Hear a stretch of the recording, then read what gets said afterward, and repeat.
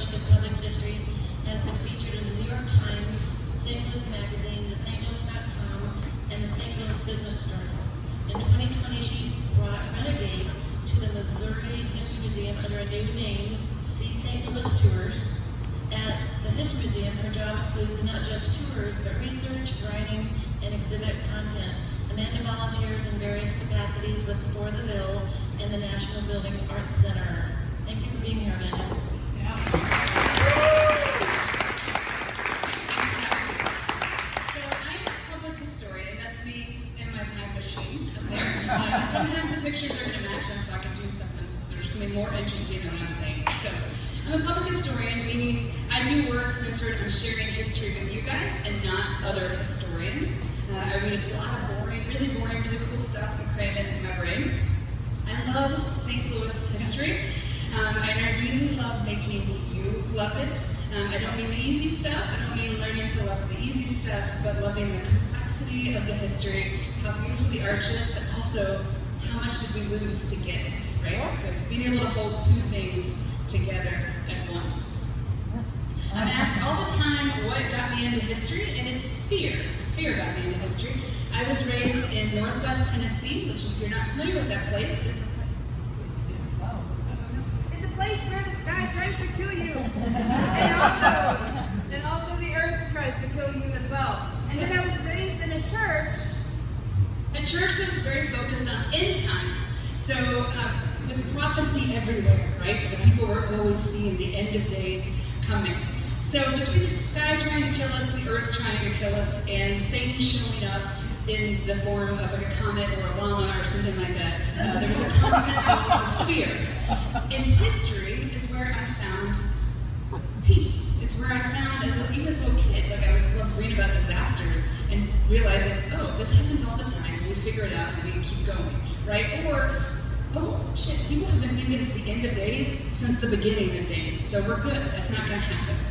So, to catch you up, my entire job is to know everything there is to know about St. Louis and tell you about it, but I'm not from here, so I don't know anything more than the arch and Grant's Farm. When I moved here, I didn't know anything about red bricks, I didn't know anything about that old building, couldn't figure out the deal with the World's Fair. But, as I got deeper into St. Louis history and doing this work, I realized I was not the only transplant with my hands up in the air saying, I think we have a miscommunication. This place is fucking awesome. Like, why does people live here and not think it is? So I have learned to combine St. Louis history with sharing it with people in a way that gets you excited about it, but also like being real about St. Louis. So St. Louis is very cool. It's not cool like Nashville. It's not cool like Seattle. It is cool like St. Louis. It is its own cool. And it's complex, it is real, and it is full of opportunity to make history matter. We don't have to waste anybody's time here with our history. And the way that I help people understand this place is I lead walking tours. I run a walking tour and a bus tour program in the museum is my main job, and that's what I do. And the irony of that is that I am not a fan of walking tours. You'll never find me on a walking tour anywhere else in the world, unless I'm leading it. So, I'm not a walking tour person for many reasons.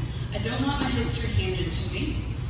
I do not want to romanticize the past because I think that's boring. It sucked just like it does now, except it had cholera. And to be honest, I'm just not that interested in whether a wagon maker lived in a building that looks like all the other buildings. But what I am interested in is whether the wagon maker left and then a factory worker moved in as part of the Great Migration. And now that building was preserved through historic tax credits that displaced one family and brought in another, right? Like, I'm interested in all those layers of history, and I think you can all handle it. I don't think you just need to stick in the 19th century. You can handle all that stuff.